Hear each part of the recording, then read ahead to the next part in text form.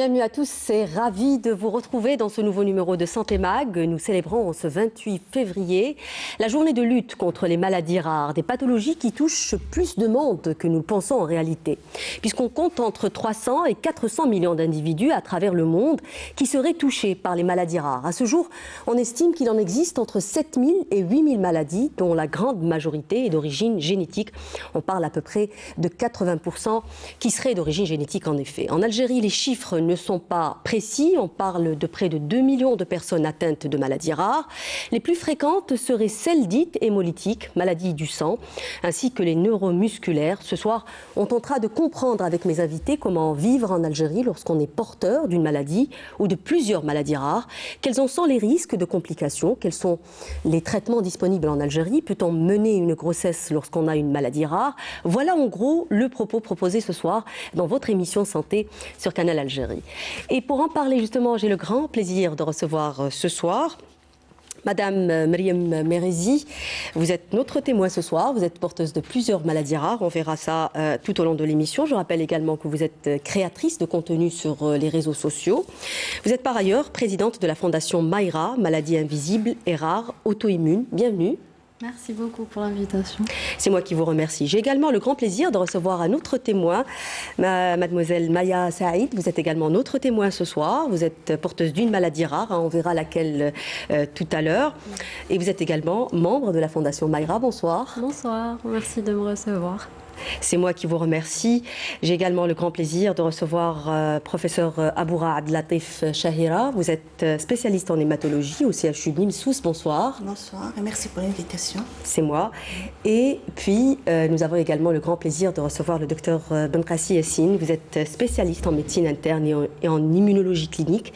Vous êtes également médecin référent dans les maladies rares. Bonsoir. Bonsoir madame, merci pour l'invitation. C'est moi qui vous remercie à vous tous d'être présents dans cette émission. Je remercie particulièrement Mariam et Maya de venir témoigner dans cette émission. Il est très important d'en parler et de casser les tabous, de libérer la parole, parce que commencer à en parler, c'est déjà s'inscrire sur un chemin de prise en charge et sur un chemin de guérison lorsqu'on peut guérir naturellement. C'est peut-être pas le cas ce soir, malheureusement. Alors Mariam, je disais à l'instant que vous étiez créatrice de contenu sur les réseaux sociaux, notamment sur Instagram. Vous êtes une communauté de 27 000 à peu près de personnes qui est 23 000, c'est ça, 23 000, enfin vous serez 27 000 dans très peu de temps j'imagine, parce que avoir le rythme dont votre page grandit. Alors pourquoi il est aussi important? Alors aujourd'hui on voit, et ça fait plaisir, ça fait chaud au cœur de voir cette jeune génération justement qui casse les tabous et qui parle de sa maladie au moment où beaucoup de gens préfèrent le cacher et n'en parlent pas. Pourquoi est-il aussi important pour vous de parler de votre maladie, de parler des maladies rares? En fait, c'est important d'en parler parce que déjà on le fait ensemble en hospitalisation, à l'hôpital, lorsqu'on attend nos rendez-vous. Et on se rend compte que quand on en parle ensemble, on se sent moins seul, on se sent accompagné, compris, pas jugé, ce qui n'est pas le cas en société. Donc le fait d'en parler fait que je parle de mon expérience, mais aussi des expériences des autres. On partage les témoignages de plusieurs personnes et on se sent en communauté et en sécurité surtout. Vous avez commencé à en parler avant de créer Mayra? Oui, il y a plus d'une dizaine d'années, j'ai commencé à en parler. Par écrit, parce que j'aimais écrire. Et en fait, en commençant à parler de moi-même, je me suis rendu compte que les gens me faisaient confiance. Donc à partir du moment que moi je partage ma maladie qui est jugée tabou, donc eux peuvent en parler, peuvent parler de leur maladie. Donc on se sent moins jugé quand on a à peu près les mêmes pathologies. Et j'ai commencé à recevoir des témoignages. Et après, je me suis dit qu'il était, pour que les gens puissent me faire confiance, il fallait donner plus, montrer plus. Et j'ai commencé à faire des vidéos, expliquer et tout. Et l'idée, elle a commencé petit à petit. Mais c'est à partir du moment où j'ai commencé à avoir plusieurs personnes, on a commencé à se rencontrer. Et c'était pas juste en parler, c'est tout. On est devenus comme vous comme une programmez des famille. activités, notamment voilà, pour des journées comme celle d'aujourd'hui. C'est ça. Oui. C'est ça, on a commencé à le faire même avant la fondation et après on a commencé à avoir des gens de confiance qui veulent s'engager parce que c'est difficile de s'engager en ayant une maladie. On a créé la fondation il y a plus d'une année, voilà, ça fait pas longtemps, on a fêté l'anniversaire et comme vous avez dit, on organise des journées de sensibilisation, d'éducation thérapeutique, mais aussi juste de rencontres parce que juste le fait qu'on se rencontre et qu'on en parle ensemble, on se sent mieux. Oui. Alors, Maya, je le disais tout à l'heure, hein, vous êtes également membre de cette fondation. On a du mal à imaginer, d'ailleurs, d'où le mot hein, invisible, hein, on a du mal à imaginer votre souffrance quand on vous voit comme ça, jeune et pétillante. Mariam disait qu'il était important de se retrouver au milieu d'une communauté pour se sentir moins seul. À quel point est-il difficile de vivre avec une maladie rare en Algérie? Alors, c'est très compliqué. Avoir une maladie de manière générale, c'est quelque chose de très solitaire en quelque sorte. Donc on se sent très isolé parce qu'on ne vit pas au même rythme que des personnes qui n'ont pas de maladie. On se retrouve forcé à changer notre mode de vie complètement. Le fait de rencontrer des personnes qui ont des maladies, même qui ne sont pas les mêmes que les nôtres, mais on partage le même vécu, le même ressenti, etc. Donc on se sent moins seul et on avance plus facilement ensemble. Oui. Alors je rappelle que vous êtes porteuse d'une maladie donc rare qui s'appelle Dehlers dans l'os, qui est assez particulière, hein, on va dire. Est-ce qu'on peut voir à quoi...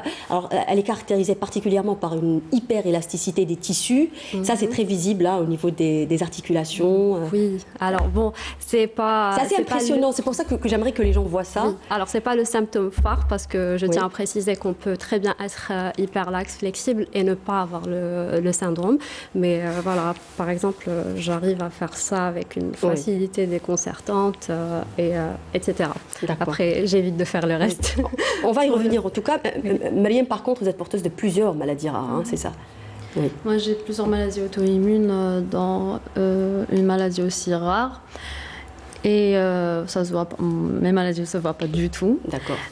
J'ai certaines atteintes qui peuvent se voir par les spécialistes. Ils peuvent voir certains symptômes, etc. Mais sinon, ça ne se voit pas. Mais comme elle a dit, le rythme, il est très différent. On a un rythme différent. Mais ça peut être ce matin, ça va, et ce soir, ça n'ira pas du tout. Et moi-même, je ne peux pas savoir. Et c'est important d'en parler pour que les gens comprennent. Il y a aussi le sujet de la nourriture. Donc on a des régimes spécifiques, on a certaines choses qu'on doit faire aussi qui peuvent paraître bizarres. Et j'insiste sur le fait que ça soit invisible. Je voulais intégrer le mot invisible sur le nom de la fondation parce qu'il y a certaines maladies qui peuvent handicaper, entre guillemets, sans qu'on ait besoin d'avoir la chaise ou la canne tout le temps. On peut en avoir besoin de temps en temps. Et c'est le cas un peu de Maya aussi, qui a souvent recours à une canne parfois. Oui. C'est ça, et c'est important d'en parler parce que c'est pas le fait que ça ne se voit pas que c'est pas vrai. Oui. Docteur Benkrassi, c'est quoi en gros une maladie rare? C'est une maladie qui toucherait moins d'une personne sur 2000, c'est ça? C'est tout à fait donc la définition donc, qui a été validée par donc, les instances de l'Organisation mondiale de la santé.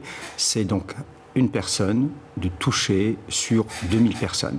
Mais cette classification probablement est à revoir. Pourquoi? Parce que nous avons avancé donc, dans le domaine de la médecine et surtout dans ce qu'on appelle donc, la génétique. Nous avons donc maintenant la possibilité donc, de diagnostiquer certaines maladies invisibles. Ces maladies invisibles donc, où le clinicien donc n'a pas pu éventuellement, même au fil du temps, poser un diagnostic. Avec donc la génétique, nous allons pouvoir poser un diagnostic. Et d'ailleurs, il y a un titre qui a été qui m'a marqué. Donc, quand vous dites la génétique, vous parlez des enquêtes, c'est ça? Donc séquencer le génome. Ah, d'accord. on séquence le génome. Pour rappel, le génome donc d'une personne, d'un être humain, nous avons ce qu'on appelle des nucléotides. Nous avons 3,2 milliards de nucléotides et nous avons à peu près 26 000 gènes. Aujourd'hui, nous avons donc screené 3200 gènes qui sont identifiés. Donc il y a un travail que nous sommes en train de faire. Et d'ailleurs, donc je voulais apporter quand même une bonne nouvelle.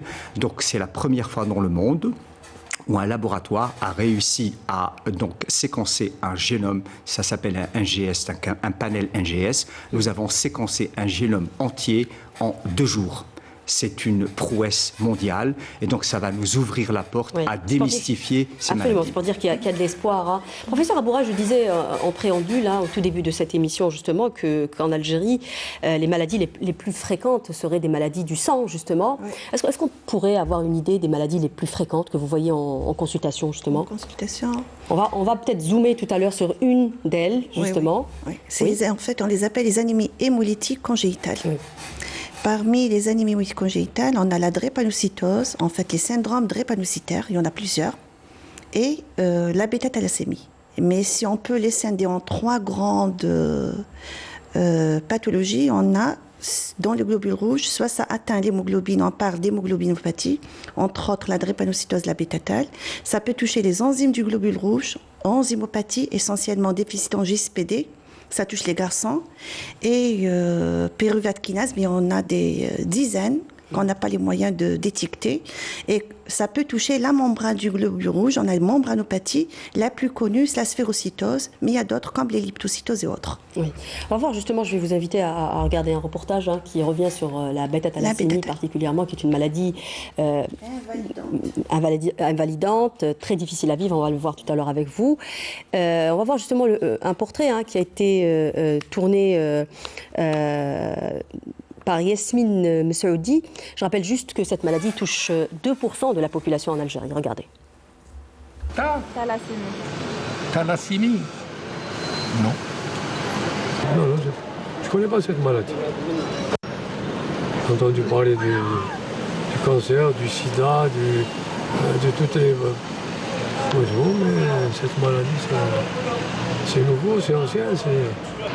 Bêta-thalassémie? Non, c'est le nouveau variant? Non, c'est une maladie. C'est une maladie rare. Vous n'avez jamais entendu? Non.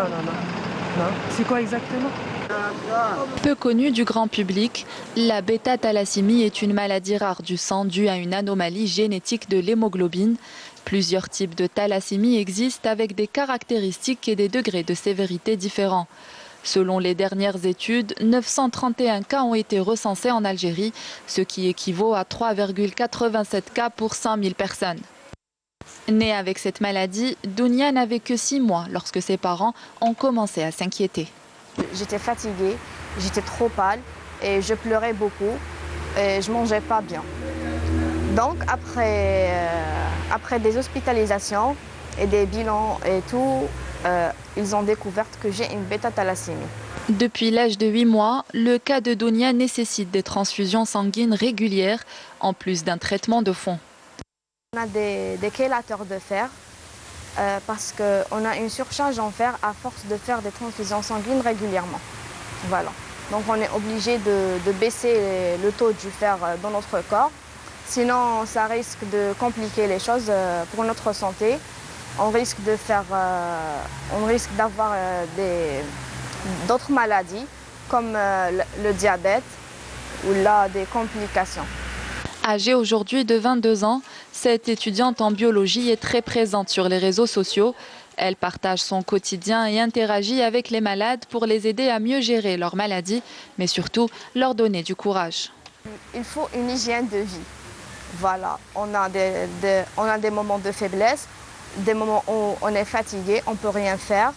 Mais après avoir notre transfusion, on peut continuer notre vie normale, le plus normal du monde. Il faut une hygiène de vie, voilà. Il faut s'adapter à cette maladie. Une hygiène de vie et beaucoup de courage. À travers son témoignage, Dounia espère apporter un soutien moral et par là même redonner espoir aux personnes atteintes d'une maladie rare. Alors, on voyait à l'instant justement un échantillon de cette maladie qui vraisemblablement touche beaucoup de monde, professeur Abourar. Oui. On a un pays à forte prédominance, pourquoi? En fait, ça suit les flux migratoires. On l'appelle même l'anémie hémolytique du bassin méditerranéen. Oui. Et même en Algérie, il y a carrément des foyers de bêta-thalle, d'anémie hémolytique, exactement. Oui. Essentiellement du côté de Tipaza, du côté de Bouira, Annaba, le sud-est, Kala, un peu aussi, oui, du la côté région de Ouergla. Ouergla, exactement, oui. Un autre foyer, mais c'est essentiellement là du côté de Tipaza jusqu'à Beni Houa. C'est toute une région. D'ailleurs, quand on reçoit un malade, avant je faisais aussi de l'hématopédiatrie, avant 2014, donc quand on recevait un enfant avec anémie, d'où venait madame, Tipaza, on pense à une anémie hémolytique, essentiellement la bêta-thalle. Oui. Elle est due à quoi, cette maladie, professeur Abourar? Bon, on reste donc, c'est une maladie héréditaire. Oui. Comme vous l'avez bien dit, en Algérie, selon une étude faite, à Blimsous en fait, une étude, un bilan prénuptial, ils ont essayé de faire l'électrolyse d'hémoglobine pour un maximum de personnes. Et on a extrapolé ça à la population générale, qu'en quoi 2% des Algériens portent cette maladie. C'est-à-dire qu'ils sont porteurs, ils ne sont pas malades. Bien sûr, c'est le risque d'avoir d'enfants malades est plus important si on a des mariages consanguins, ça c'est clair. Mais sachez qu'une personne peut se marier avec une autre personne complètement étrangère et on peut tomber sur une personne porteuse de cette maladie ou une autre anémie hémolytique, drépanocytaire ou autre, et avoir un enfant vraiment malade. Donc si on a deux personnes porteuses de cette maladie qui sont tout à fait normales, quand on est porteur, on n'est pas malade, pardon, il y a un risque de 25% d'avoir un enfant malade, 50% d'avoir un enfant porteur comme les parents, et 25% d'avoir un enfant tout à fait sain. Oui. Et 25%, c'est énorme. Et voilà. Et ce qui est dommage, c'est sur une étude d'ailleurs apparente, c'est sur cette étude que vous avez pris la prévalence de 3 à 84%. En Algérie, la bêta-thalle, on s'est rendu compte qu'il y a des familles où on n'a pas un seul cas, plusieurs, et la famille la plus... on a eu un maximum de cas de bêta-thalle, c'est 8 enfants malades carrément, de Constantine. Oui. Voilà, c'est une maladie très lourde, que ce soit pour le patient lui-même, pour les parents, la famille, et ça impacte la vie du patient sur tous les plans. La qualité de vie, mais aussi l'espérance de vie aussi. Tout. Oui. Absolument. On va y revenir, bien sûr. Vie, ouais. Je voudrais juste qu'on s'attarde par contre sur les examens prénuptiaux, parce que ça c'est très important en Algérie, on a beaucoup de mariages consanguins. Qu'est-ce qu'on peut dire là-dessus? Est-ce que justement la consanguinité favorise l'apparition de maladies rares également? Alors déjà, madame, la première remarque qu'il faut faire, donc en matière de consanguinité, l'Algérie est à peu près à 25%. Oui. À peu près, on est à 25%. Il y a des pays qui sont à 50%, comme l'Arabie Saoudite par exemple. En France, ils sont à peu près à 5%. Alors, il y a un postulat de base qui fait qu'il y a actuellement, quand il y a donc des mariages de cousins germains, je rappelle que germain, ça vient donc du terme étymologique germe. Ils ont un grand-parent en commun, un grand-père ou une grand-mère. Donc, ceux-là, quelquefois, il faut leur faire un test génétique, au moins détecter 3 maladies qui sont, entre guillemets, les plus fréquentes. Par exemple, la mucoviscidose, la maladie de Friedreich, la myotrophie spinale. Donc, on détecte ces maladies. On essaie de le faire. Alors, le deuxième point qui est extrêmement important, pourquoi la consanguinité? Beaucoup de maladies sont ce qu'on appelle à transmission autosomale récessive. Ça veut dire qu'il y a un gène qui est présent chez un des parents, mais s'il le transmet à ses enfants, donc, ils ne vont pas développer la maladie. Par contre, donc, si la maman est porteuse aussi donc, de ce fameux gène, donc le papa et la maman sont porteurs du gène, donc une double mutation, cette double mutation va induire donc, la maladie. Donc plus on s'éloigne, entre guillemets, donc, sur le plan familial, entre guillemets, mieux c'est, ça empêchera de développer, donc je dirais, donc ça diminuera le risque d'avoir une double atteinte donc, génétique sur un gène qui est récessif. Oui, alors pour les facteurs de risque, docteur Benrassi, toutes les maladies rares ne sont pas génétiques. 80% des maladies donc rares sont génétiques. Il faut savoir, quand on dit génétique, donc ça peut être donc héréditaire, comme ça peut être acquis. Si vous avez quelqu'un qui est exposé, par exemple, à des radiations ionisantes, il travaille à côté d'une usine où il y a des radiations ionisantes, il peut avoir des cassures de gènes avec des réarrangements aléatoires, donc il peut développer. Mais globalement, 80% des maladies... C'est rare, on va dire. C'est rare, c'est rare. Deuxième petite remarque extrêmement importante, en matière de maladies rares, 7 maladies donc rares sur 10 débutent dans l'enfance. Il faut le savoir. Ça, c'est extrêmement important. Elles débutent 7 sur 10 débutent donc dans l'enfance. Et la troisième remarque aussi qui est extrêmement importante, nous avons à peu près screené, comme ça vous le savez, 150 maladies à travers le monde qui représentent à peu près 80% des maladies rares qui ont été donc répertoriées dans le monde. Donc je dirais qu'il y a un travail à faire sur 150 maladies. Oui. Comme ça. Sur les 8000 maladies, donc je dirais il y a 150 qui représentent près de 80% des cas qui sont donc présents, que l'on voit dans le monde. Et surtout, l'investissement doit être fait dans ce sens-là, en matière de dépistage et en matière de traitement aussi. Oui, en matière de recherche. Voilà, aussi. en matière de recherche aussi. Alors, Mariam, est-ce que vous avez... alors, on parle aujourd'hui de... Justement, on dit que 80% quand même des maladies rares sont d'origine génétique. Est-ce que vous avez aussi un facteur familial également? Vous avez d'autres personnes qui sont porteuses de maladies rares dans votre famille? Pour les maladies auto-immunes, on en a beaucoup. Par contre, pour la mienne, j'ai dit la dernière maladie, je n'ai pas donné de détails. En fait, j'ai une myopathie, on n'a pas les tests génétiques, donc je ne sais pas exactement c'est quelle maladie. On a une idée, mais je ne sais pas. Aucune idée, il n'y a personne qui a les mêmes symptômes. Il faut dire qu'on peut pas examiner. Aujourd'hui, on ne peut pas faire d'examen pour toutes les maladies rares en Algérie, c'est ça? Oui. Non, c'est donc je ne sais pas si, à ma connaissance, il n'y a personne qui a la même maladie ou les mêmes symptômes que moi. Oui, mais cela n'a pas facilité forcément. On va revenir vers vous, hein, docteur Belkacem, je vais juste donner la parole aux témoins.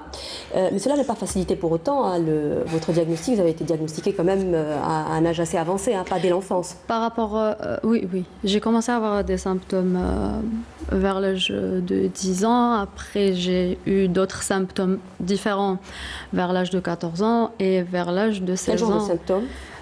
Au début, c'était juste digestif et après, j'ai commencé à avoir tout ce qui est articulaire, etc. Après, tout ce qui était par rapport à la sensibilité au soleil. J'ai commencé à avoir des plaques, j'ai commencé à avoir mon bilan qui était perturbé et une atteinte rénale. Donc ça, à chaque fois, j'avais de nouvelles atteintes, au niveau des vaisseaux aussi. Donc on a dû prendre le tout ensemble, justement en médecine interne, donc hospitalisation, biopsie, etc. Mais par rapport à la dernière pathologie, c'est pas de l'ordre de la médecine interne. Et par rapport aux maladies neuromusculaires et tout, on n'a pas tous les tests, donc c'est compliqué. Donc j'ai un demi-diagnostic, on va dire. Oui, il faut rappeler que jusqu'ici, en tout cas, vous avez 5 maladies, c'est ça? Voilà, avec des atteintes et des complications, donc on a arrêté de compter. Vous restez très positive et ça, c'est extraordinaire. Alors pour vous aussi, Maya, le diagnostic ne s'est pas fait alors que votre papa, vous me disiez-vous, avant l'enregistrement, justement, avant le direct de cette émission, vous me disiez qu'il y avait beaucoup de personnes aussi également dans votre famille qui étaient porteuses du même syndrome. Néanmoins, cela n'a pas facilité votre diagnostic. Vous n'avez été diagnostiqué qu'à l'âge adulte. En fait, dans ma famille, il y a des signes de la maladie, mais les membres de ma famille ne sont pas exactement la même chose. Voilà, c'est des signes qui sont, quand ils sont isolés, ne donnent pas de sens en quelque sorte. Mais j'ai hérité de tous les symptômes et donc ça a été compliqué. Au départ, quand j'étais petite, je faisais beaucoup d'entorses. J'avais des troubles de la proprioception. Oui, j'avais aussi des troubles de la proprioception. Donc, je me cognais souvent contre la porte, je tombais et tout. Mais pour moi, j'étais juste maladroite. J'ai commencé aussi à développer des problèmes respiratoires, des apnées du sommeil. Puis, au fur et à mesure, ce n'est qu'à partir de 18 ans où j'ai commencé à me dire que ce que j'ai n'est pas normal. Voilà. Parce que j'avais beaucoup trop de symptômes, beaucoup trop de signes. Au moment où ça a commencé à devenir handicapant, c'est ça? Oui, absolument, oui. Donc, c'est à partir de là que j'ai commencé à faire les explorations, mais le diagnostic n'est pas tombé tout de suite. J'ai dû attendre, par rapport à mes 18 ans, j'ai dû attendre 8 années supplémentaires avant d'avoir mon diagnostic. Oui. Docteur Bontracy, Énormément de malades, hein, dans le cas des maladies rares, souffrent d'errance médicale. C'est compliqué de poser un diagnostic? C'est très compliqué.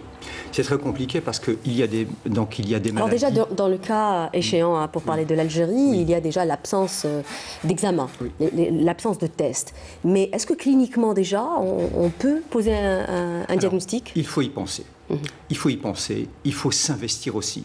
Donc il faut reprendre donc, un interrogatoire, je dirais, policier, pour essayer donc, de recouper toutes les informations donc, depuis la naissance, chez la personne, entre guillemets, donc chez le patient ou la patiente, et surtout aussi donc, au sein de la famille, parce que comme je le disais, comme ce sont des maladies génétiques, donc il y a une transmission qui est donc dominante ou récessive, donc il faut essayer de trouver donc, des cas identiques dans la famille, apparenté premier degré, donc le papa, la maman, apparenté donc deuxième degré, donc le grand-père ou la grand-mère, et même apparenté troisième degré, par exemple, un oncle. Donc il faut chercher, donc il faut être donc sur un interrogatoire policier pour pouvoir donc avancer, parce que il y a un adage qui dit on ne trouve que ce que on ne trouve que ce que l'on cherche. Il faut chercher pour trouver. Deuxième petite chose qui est extrêmement importante, ce sont des maladies à révélation. Comme je l'ai dit, 7 fois sur 10 à révélation pédiatrique. Donc, mais 3 fois sur 10, ce sont des maladies à révélation adulte. Donc, vous vous dites, je prends un exemple, par exemple, une maladie qu'on appelle la mucoviscidose. La mucoviscidose, c'est une maladie, donc il y a un gène qu'on a la mutation du gène CFTR. Donc, cette maladie-là, elle est fréquente donc, dans la population pédiatrique. Mais il y a des formes de l'adulte. Il y a des gens qui font des surinfections bronchiques toute leur vie. Ils ont une mucoviscidose et personne n'y a pensé. On dit, il fait des bronchites à répétition, elle fait des bronchites à répétition, alors qu'en fin de compte, il y a une mucoviscidose derrière. Donc il faut être extrêmement vigilant. D'où l'intérêt que les étudiants en médecine, les étudiants en pharmacie, les étudiants en soins dentaires, en stomatologie, soient briefés, d'autant plus qu'ils ont les moyens maintenant. Donc ils ont les outils informatiques, ils ont les outils donc je dirais donc de communication. Dès qu'ils ont un symptôme qui leur paraît un tout petit peu anachronique, ils doivent taper ce mot-clé qui va leur sortir éventuellement donc une maladie, et après c'est à eux de faire un travail policier. Quitte à en discuter avec leur maître assistant ou avec leur professeur, il dit chef, est-ce que cette demoiselle n'a pas éventuellement ça? Donc soit on va plus loin, soit on refute le diagnostic. Que le problème aussi, c'est qu'on n'y pense pas en finalité. Voilà, c'est qu'on n'y pense pas. Professeur Aboura, justement, pour la bêta-thalassémie, peut-être que le problème du diagnostic ne se pose pas vraiment à de l'errance diagnostique. On arrive aujourd'hui à diagnostiquer précocement la bêta-thalassémie. Et à quel point est-il important, justement, ce diagnostic précoce, à quel point est-il important dans l'évolution de cette maladie? Dans la prise en charge. Voilà, dans la prise en charge et l'évolution. Oui. En fait, dans la bêta-thal, on n'a pas le choix. Déjà, l'enfant, il y a d'abord, comme elle a bien dit, il refuse de s'alimenter. Il y a une casse s'il est tout petit. Oui, on l'a vu dans le reportage. Hein. Oui, on fait le diagnostic avant l'âge de 2 ans, généralement, surtout dans les bêta-tals majeurs, comme on a vu la patiente là. Donc, il y a plusieurs, il faut rappeler qu'il y a plusieurs je vais revenir après, stades de gravité. Voilà, et en gros, il y a 3. Il y a celle dont on a parlé au début, c'est on porte la maladie, on est asymptomatique, ça c'est les plus fréquents. C'est asymptomatique, ça ne pose pas de problème. Le risque, c'est d'avoir de nouveaux malades. Les 2 catégories les plus connues, c'est transfusion dépendante, non transfusion dépendante. C'est-à-dire la forme majeure, maladie de Coulée, c'est la forme la plus grave. Le diagnostic, il est fait avant l'âge de 2 ans. Les enfants, on a une cassure du poids de croissance, un abdomen volumineux, une pâleur, de la jaunisse, la robe. Et quand on fait les explorations, on va faire le diagnostic rapidement. C'est pas compliqué. Il suffit qu'un pédiatre voit l'enfant, on fait la formule, taux d'hémoglobine très bas, il demande frottis, on va voir l'aspect des globules rouges, on fait phase d'hémoglobine, c'est le diagnostic. C'est pas compliqué.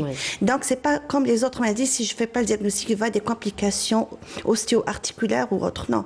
Si on traite, on fait pas le diagnostic, on perd l'enfant. C'est le décès, il n'y a pas Voilà, on n'a pas le temps, c'est la grande urgence. La TAL intermédiaire, par contre, ou la non-transfusion dépendante, c'est d'ailleurs pour faire la part des choses juste à l'interrogatoire, et je reviens, c'est primordial. Au lieu d'avoir des tests pas possibles, cytogénétiques, biomol, je sais pas, on commence par un bon interrogatoire, c'est l'anamnèse. Et juste avec l'anamnèse, exactement, bien questionner, on a déjà une idée et on doit orienter nos explorations vers telle pathologie facilement. Je reviens vers la non-dépendante transfusion ou la telle intermédiaire. Le diagnostic est fait plus tardivement. C'est au-delà de l'âge de 2 ans. Les transfusions sont ponctuelles à la différence datale majeure où les malades sont transfusés toutes les 3-4 semaines. Ça, c'est pénible. Hein. C'est pénible. Et puis... Transfuser, et cette transfusion aussi a des effets secondaires. Chaque poche va apporter 200 mg de fer qui va être stocké. Voilà. Et puis, après 10 à 20 transfusions, ou avec un test ferritine, lorsque ça dépasse les 1000 nanogrammes par ml, on est obligé de commencer un traitement chélateur de fer. Et c'est très lourd. Pour évacuer tout le fer qu'on a accumulé, justement, ce qui est terrible aussi. Ben oui. Voilà. Si vous voulez, on revient après pour le traitement. J'enchaîne. Oui, en fait, je voulais vous poser une question toujours par rapport au diagnostic. Est-ce qu'on fait chez nous ce qu'on appelle le diagnostic prénatal? Est-ce qu'on peut le faire? Parce qu'aujourd'hui, quand on sait qu'on est porteur, par exemple, de la bêta-thalassémie et qu'on a un grand risque de faire un enfant qui serait porteur justement de cette maladie, est-ce qu'on pense à le faire? Oui, bien sûr, on peut le faire. Oui, c'est ça. En fait, tout ça, ça fait partie du conseil génétique. On peut faire un bilan prénuptial et expliquer aux partenaires ça, c'est très important, encore une fois, c'est bien de le rappeler. On ne peut pas les empêcher de se marier, bien sûr, mais on leur explique ce qu'ils courent comme risque. Bien sûr, ils peuvent prendre le choix de ne pas avoir d'enfant ou avoir un enfant avec un risque. Et on peut agir à un deuxième niveau, pré-conception. Avant la conception, avec une FIV, ils vont voir est-ce qu'ils portent la maladie, non malade, et continuer ou pas. Il y a le bilan prénatal. Prénatal, là, bien sûr, c'est ce qu'ils font ailleurs. Mais chez nous, bien sûr, à cause de la religion aussi, on peut, même si on fait le diagnostic, on le fait même en Arabie Saoudite. Je pense que ça se fait en Arabie Saoudite, donc le problème de la religion mais chez nous, non. Il n'y a pas d'avortement si la vie de la maman n'est pas en danger. Voilà. Donc ça ne sert à rien de faire. Et de faire, en plus, ce n'est pas anodin comme geste. Si on va ponctionner et prélever soit le liquide amniotique, soit le placenta carrément, le trophoblaste et... Oui. Alors, puisqu'on parle d'enfants, justement, on va revenir à votre enfance, en quelque sorte. C'est pénible. Est-ce que vous gardez de mauvais souvenirs de votre enfance? Est-ce que vous étiez tout le temps malade ou pas, finalement? Vous aviez eu beaucoup de symptômes ou pas? Non, pas à un jeune âge, non, ça va. Pas de problème à l'école, par exemple, aussi? Non, pas enfant, plutôt à l'adolescence. Et après, j'ai commencé à avoir des symptômes. J'étais toujours en train d'étudier, donc c'était un peu plus compliqué d'aller en cours. Ça vous arrivait souvent de vous absenter, voilà. Oui. En plus, j'ai un problème d'allergie, donc j'ai fait plusieurs allergies et aussi les hospitalisations et tout. Mais comme a dit Maya tout à l'heure, on doit changer de mode de vie, mais on s'adapte. On finit par s'adapter. Même Dounia, Inès en a parlé. Elle a dit qu'on pouvait vivre avec, même si on ne va pas se mentir, c'est difficile. On ne va pas dire c'est facile parce qu'ils vont nous regarder, ils ne vont pas comprendre. J'insiste, c'est difficile. Mais c'est un message très positif. Mais on peut y arriver. Oui, c'est un message très positif, néanmoins. Maya, j'aimerais te poser la même question, justement. Alors, pour votre enfance, justement, comment ça s'est passé à l'école, particulièrement? Alors, par contre, vous avez eu beaucoup de surnoms. C'est ça, parce que vous aviez des symptômes assez particuliers. Oui, donc c'était assez drôle. C'était plutôt sympathique ou pas? Oui, non, c'était très drôle même. Donc par rapport à l'hyperlaxité ou par rapport au phénomène de Raynaud. Voilà, il faut dire ce que c'est. Ou c'est un problème de circulation sanguine où les doigts se décolorent au contact du froid ou bien provoqués par le stress. C'est-à-dire ils prennent des couleurs, ça peut être du bleu, du jaune. Ça jaunit d'abord et ensuite ça devient bleu. Et donc bon, concrètement ça fait mal, mais c'est drôle pour un enfant. Voilà. Mais en dehors de ça, ça ne m'avait jamais affecté. Vous n'aviez pas eu beaucoup de symptômes à votre enfance? J'avais des entorses, mais en parallèle, je faisais beaucoup de sport. Donc, je justifiais l'un par l'autre. Idem pour les troubles de la proprioception, mais ça ne m'avait jamais affecté jusqu'à mes 18 ans. Oui, docteur Belkacem, il y a une question aussi qui revient souvent dans la bouche des personnes atteintes de maladies rares, qui est en l'occurrence, pour rester un peu sur l'errance médicale, alors certains disent qu'ils sont parfois orientés vers des psychologues ou des psychiatres quand ils parlent de cette panoplie de symptômes et qu'on n'arrive pas finalement à mettre un nom sur la maladie, on doute de leur santé mentale. Tout à fait, donc ça c'est toute la gravité. Donc je dirais qu'un médecin donc, ne doit passer la main que si, donc, je dirais, son interrogatoire, son examen clinique et ses examens complémentaires ont été exhaustifs. S'il n'est pas exhaustif, il ne passe pas la main. Nous avons eu donc des cas cliniques où, entre guillemets, nous avons posé une étiquette, pour ne pas citer la fibromyalgie, c'est une maladie donc avec une sensibilité augmentée donc de la douleur qui cachait derrière une authentique myopathie, une atteinte musculaire. Donc il faut rester extrêmement prudent donc avant de poser une étiquette en disant que mademoiselle elle est, donc je dirais, fragile psychologiquement. Donc il faut rester extrêmement prudent et faire, comme je l'ai dit tout à l'heure, donc je dirais un screening complet pour ne pas passer à côté de quelque chose. Oui. Professeur Aboura, vous me disiez, justement en préparant cette émission, vous me disiez que ça vous tenait à cœur, je vais reprendre votre terme, vous avez dit les malades atteints de bêta-thalassémie, mahgourin. Je vais le dire carrément en arabe. Vous disiez qu'ils sont victimes d'isolement surtout. Oui.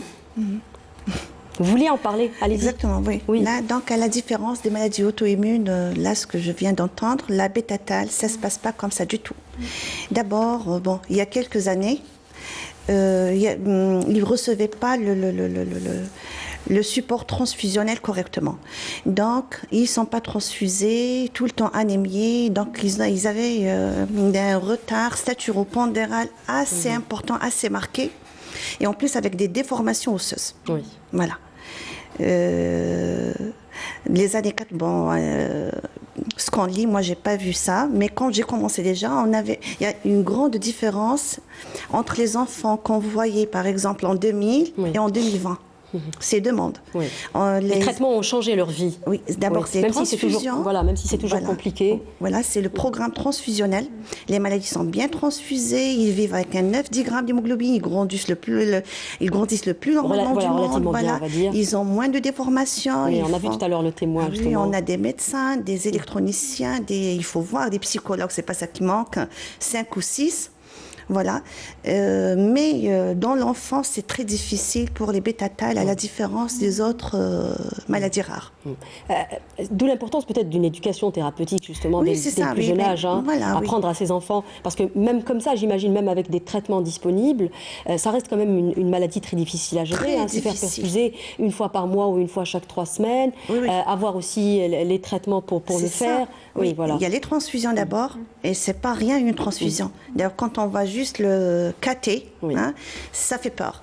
Et en parallèle, on a le traitement chélateur de fer. Absolument, qui est lourd aussi. Très lourd. D'abord, c'est à la pompe portable, et c'est pas tous les malades qui ont la pompe. La pompe, il le place le malade tous les soirs à 20h sur 8 à 12 heures en sous-cutané. C'est le malade, c'est-à-dire il fait attention pour ne pas bouger. C'est tous les jours, professeur Aboura. Tous les jours. C'est minimum, les malades qui sont bien chélatés, ils peuvent passer à 5 jours sur 7. Et des fois, ça ne marche pas. On associe d'autres traitements par voie orale. Et même les traitements par voie orale, ça donne des complications rénales et autres. On va y revenir plus en détail. Professeur, docteur Belkacem, les traitements, on sait très bien que dans ces maladies, malheureusement, on n'a pas encore des traitements curatifs. Qu'est-ce qu'on espère finalement, la finalité de ces traitements? Est-ce qu'on parvient à arrêter l'évolution des maladies et à augmenter l'espérance de vie? Encore une fois, parce qu'il faut rappeler que ces maladies altèrent l'espérance de vie. Alors madame, on a bien avancé quand même. En matière, donc par exemple, il y a des maladies où il y a ce qu'on appelle une enzymothérapie de substitution. Je prends la maladie de Gaucher, je prends d'autres maladies où il y a une enzymothérapie, la maladie de Pompe, la maladie de Gaucher, où il y a une enzymothérapie. C'est des traitements disponibles chez nous, professeur Aboura. Donc, qui sont tout à fait, donc, je dirais, donc, validés et qui sont efficaces, donc, mais il faut les instaurer tôt. D'où l'intérêt de faire un diagnostic précoce. D'où le diagnostic précoce, encore une fois. Nous avons bien avancé aussi en matière de thérapie génique. Nous avons actuellement donc, 8 maladies qui sont, entre guillemets, donc, ciblées par la thérapie thérapie génique et nous avons encore 35 molécules qui sont, entre guillemets, en train d'être activées donc pour pouvoir, donc, je dirais, être... Ça, par contre, je ne pense pas que ce soit disponible chez nous, les thérapies géniques. Non, voilà. Là, vous parlez quelques années. Oui, mais voilà, là, vous parlez d'une manière plus générale. Plus générale. Et le troisième point extrêmement important, il y a des traitements médicaux qui ont été validés. Oui. Je prends une maladie, par exemple, qui ressemble au syndrome d'Ehlers-Danlos, qui est la maladie de Marfan. La maladie de Marfan, c'est un tissu conjonctif qui est donc, je dirais, moins dense, il est fragile. Et donc, les maladies de Marfan, c'est une mutation de la fibrilline de type 1. Qu'est-ce qu'ils font, ces gens-là? Ils dilatent leur aorte. Donc, qu'est-ce qu'on fait, nous, de manière préventive? Nous les mettons sous bêta-bloquant. Maya aussi prend ce traitement également, parce qu'il y a des altérations qui peuvent ressembler un peu à cette maladie dans la vôtre, c'est ça? Oui, mais je le prends surtout parce que j'ai un syndrome de tachycardie posturale orthostatique, donc ça diminue un peu la tachycardie et les effets qui viennent avec, donc vertige. Tout à fait. Le but, c'est de réduire la fréquence cardiaque. Oui. Donc, si on les met à 60 battements par minute, donc je dirais qu'on a gagné la partie. Il faut absolument donc jouer la carte de certains traitements qui sont validés. Je prends une autre maladie qu'on appelle la maladie de Fabry, qui est extrêmement fréquente donc en Algérie. Cette maladie de Fabry, ils ont ce qu'on appelle une protéinurie. Donc, il y a une fuite urinaire, donc le capillaire glomérulaire. Donc, il y a une fuite. On les met sous des médicaments qu'on appelle les IEC ou les sartans, les inhibiteurs de l'enzyme de conversion. Donc, ou les sartans, il faut les débuter. Et là, il faut les débuter tôt. Plus vous débutez tôt, plus vous empêchez donc cette fuite glomérulaire et entre guillemets vous empêchez la progression vers une insuffisance rénale. Donc il y a des thérapeutiques médicales qui sont extrêmement donc je dirais efficaces, validées et c'est pour cette raison qu'il faut poser un diagnostic précoce. Oui. Pour les traitements, professeur Aboura, pour les traitements chélateurs justement de fer, alors vous avez parlé justement des traitements sous-cutanés, mais parce qu'il existe en principe aujourd'hui dans le monde, encore une fois pour revenir un peu à ce que disait Dr Mounrassi, des traitements oraux, ils n'existent pas en Algérie? Non, il y a 2 médicaments à prendre par voie orale.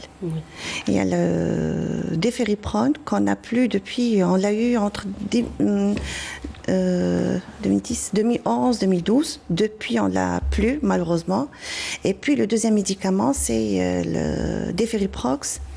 On l'a depuis la même chose, 2013, 2012. Mais le problème, c'est que plein de malades développent des problèmes rénaux avec l'Exject. Oui. Voilà. Et puis, on peut tomber dans l'impasse thérapeutique après.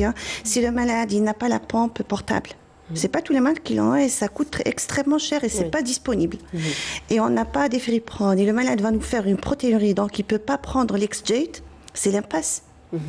Oui, c'est pas toujours évident. Alors, il y a un point très important sur lequel on est passé très rapidement. J'aimerais qu'on revienne aussi sur les symptômes pour que les gens puissent se reconnaître aussi. Comment se manifeste cette maladie, la bêta-thalassémie? La bêta-thal. Oui. Chez les enfants. Oui, en fait, c'est à partir de l'âge de 6 mois. Avant l'âge de 6 mois, il n'y a pas de symptômes. C'est au moment où on a l'hémoglobine F va disparaître complètement et on a le taux d'hémoglobine A qui est censé prendre le dessus. À partir du 6e mois, l'enfant commence à pâlir, le nourrisson tout doucement, il devient pâle. L'abdomen, le ventre va augmenter de volume. Là, c'est le volume, en fait, c'est la rate. Les parents vont remarquer qu'il y a un subictère, un peu de jaunisse, comme ça, qui commence à s'installer tout doucement. Et s'ils peuvent remarquer même des urines un peu foncées, c'est-à-dire l'aspect, ils peuvent vérifier les couches, c'est comme, pas tout à fait sélecto, mais c'est pas des urines claires, voilà, c'est des urines foncées. Et les signes vont s'aggraver dans le temps, et puis il va carrément, parce qu'on prend régulièrement le poids du nourrisson, on va avoir une cassure de la courbe de poids. Et le 3e signe, c'est il va carrément refuser de s'alimenter de... Voilà, c'est ça, c'est très classique, c'est très simple. Et puis on va voir très rapidement, vers l'âge de 2 ans, l'installation des déformations osseuses s'il n'est pas transfusé l'enfant. Docteur Mounrassi, vous voulez réagir? Oui, je voulais réagir.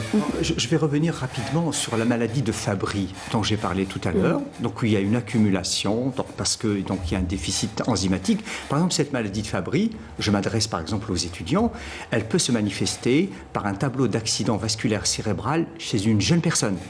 Un AVC, donc chez une jeune personne, on doit penser à la maladie de Fabry. Ça, c'est extrêmement important. Deuxième remarque importante par rapport à des maladies comme l'histoire du train qui en cache un autre. Un syndrome parkinsonien, quelqu'un qui tremble à 40 ans, il faut penser à ce qu'on appelle à la maladie de Wilson. La maladie de Wilson qui est une surcharge en cuivre, où donc on a une mutation du gène qu'on appelle l'ATP7B. Donc il faut penser à certaines maladies devant des symptômes, même si ces symptômes sont fréquents et donc, entre guillemets, on pense qu'ils sont anodins, mais ils ne sont pas anodins que ça. Moi, personnellement, nous avons fait un diagnostic d'une maladie donc, de Wilson sur un syndrome parkinsonien chez un homme de 40 ans. Oui. Et donc ça, c'est extrêmement important. Et je reviens aussi à la notion, chaque signe clinique a son importance. Et il faut chercher aussi, je dirais, ce qui est anachronique, ce qui sort du lot.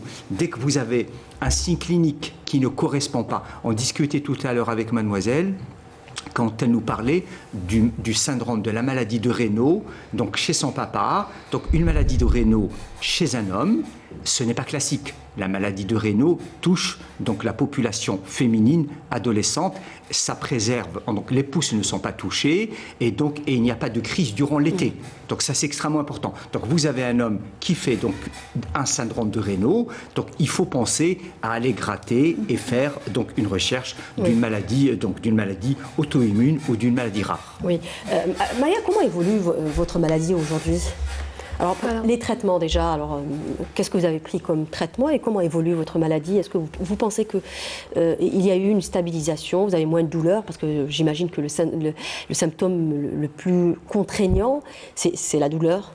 Absolument. Alors, il existe des traitements symptomatiques ciblés en fonction des symptômes, mais sinon, quand il s'agit du syndrome d'Ehlers-Danlos, c'est pratiquement l'hygiène de vie qui prime. Donc, beaucoup de rééducation, le port de vêtements compressifs, le port d'attelles pour limiter un peu les instabilités articulaires parce qu'on enchaîne subluxation sur subluxation, voire luxation carrément. Il faut dire qu'elles sont spontanées dans cette maladie. On peut se réveiller avec une subluxation. Absolument, oui. On peut aussi faire un tout petit mouvement et le payer très cher par la suite. Donc, c'est globalement l'hygiène de vie. Oui. C'est difficile? C'est pas facile tous les jours. Donc, et c'est très variable, comme l'a dit Myriam tout à l'heure. Un handicap peut être très variable dans le temps. On peut être très actif à un moment, puis avoir besoin d'une canne ou ne pas pouvoir bouger du lit une autre fois. Donc, c'est variable. Ce qui est compliqué aussi, c'est que cette maladie, ce genre de maladie coûte cher également, parce qu'elles ne sont pas prises en charge par la sécurité sociale. Vous vous retrouvez à payer très cher vos examens médicaux, la rééducation également y compris. Oui, même tout ce dont on a besoin. Les vêtements compressifs sont aussi très chers. Idem pour les orthèses. Donc, ça coûte quand même beaucoup. Oui. Alors, qu'est-ce qui est plus compliqué, Myriam, dans le cas des maladies rares? Est-ce que c'est le fait de vivre avec une maladie contraignante d'abord? J'imagine qu'elles sont très contraignantes. Les vôtres aussi. Vous avez été souvent hospitalisé. Donc, c'est une maladie contraignante. La douleur parfois, ou alors le regard de la société aussi. Est-ce que c'est important finalement? Tout d'abord, c'est le diagnostic. Je trouve, quand on ne sait pas ce qu'on a, c'est le plus difficile. C'est la période la plus difficile, on est tous d'accord sur ça, parce qu'on ressent qu'il se passe quelque chose dans notre corps. Le docteur en a parlé tout à l'heure, on a des symptômes, donc il ne faut pas se taire face à ces symptômes, il faut chercher c'est quoi ces symptômes, et chercher, c'est fatigant. Parce que ça prend du temps, c'est la période la plus difficile. Ensuite, une fois diagnostiqué, on est quelque part apaisé. On comprend ce qui se passe dans notre corps. Donc, il y a un mode de vie, comme a dit Maya. Comme disait tout à l'heure à Dr Mounkrassi, on se dit quelque part quand même qu'on est sain d'esprit, parce que c'est pas normal d'avoir toute cette panoplie de symptômes et ne pas savoir ce qu'on a. C'est ça. Je pense qu'il faut quand même aller consulter par rapport au côté psychologique, parce que même en ayant une maladie physique, avec les douleurs, avec toute la période non diagnostiquée, on est passé... Parce qu'en fait, tout le monde, tout l'entourage, l'équipe médicale, etc., ont un regard différent quand on n'a pas de diagnostic. Ils ont un point d'interrogation. C'est différent. L'entourage, c'est plus pour se rassurer, pour se dire ça va, tout va bien. Mais nous, on veut savoir. C'est pas qu'on veut être malade, on veut comprendre ce qui se passe. Et après, quand on sait ce qu'on a, le plus difficile, oui, c'est les douleurs, c'est sûr. Surtout quand on a des allergies, quand on ne supporte pas les antidouleurs et tout. Quand on est en poussée aussi. C'est difficile. C'est la société, oui. Le regard des gens avec le temps, c'est pas on s'y habitue. Je ne vais pas dire on s'y habitue, il ne faut pas s'y habituer. Il ne faut pas se laisser faire. Il faut dire, c'est pour ça qu'il faut en parler. Je suis malade, j'ai ça, mais je reste un être humain, il faut me respecter, tout simplement. Oui, absolument. Alors aujourd'hui, vous attendez un heureux événement. Il faut dire que vous attendez un bébé. Oui. Vous êtes un bel exemple aujourd'hui pour dire peut-être qu'on peut faire une grossesse, même si on est porteur d'une maladie rare, docteur Mdrassi. C'est tout à fait ça. Donc moi, je suis... félicitations. Vraiment, Inch'Allah. Le bonheur pour vous et pour votre bébé, Inch'Allah. Donc c'est extrêmement important. Donc la vie continue. Donc nous sommes en train de progresser, donc la médecine est en train de bouger, nous sommes en train de faire un bond énorme. Donc ce que nous avons fait, ce que nous avons réalisé en 15 ans, c'est l'équivalent de 2 siècles de travail. Il faut le savoir. Donc nous sommes en train de tout révolutionner, c'est une jungle, on est en train de progresser, que ce soit au niveau du diagnostic ou au niveau donc, du traitement. Et moi je suis agréablement surpris par la fraîcheur et donc la vivacité des demoiselles qui vont probablement pousser encore, donc je dirais, dans le sens de la compréhension de ces maladies rares, mais qui ne sont pas si rares que ça.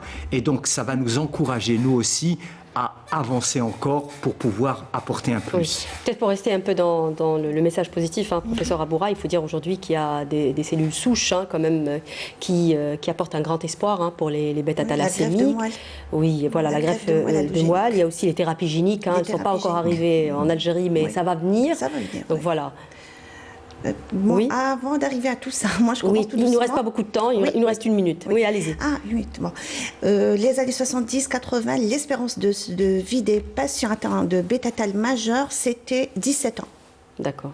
Ensuite, la vie se rallongeait tout doucement. Là, on a une patiente qui a 47 ans, majeure, et intermédiaire, 61 ans.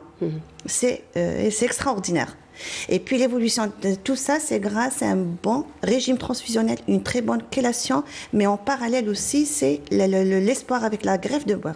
Il y a eu des malades greffés en Algérie et qui vont être guéris complètement vers l'âge de 7 ans. Alors, voilà.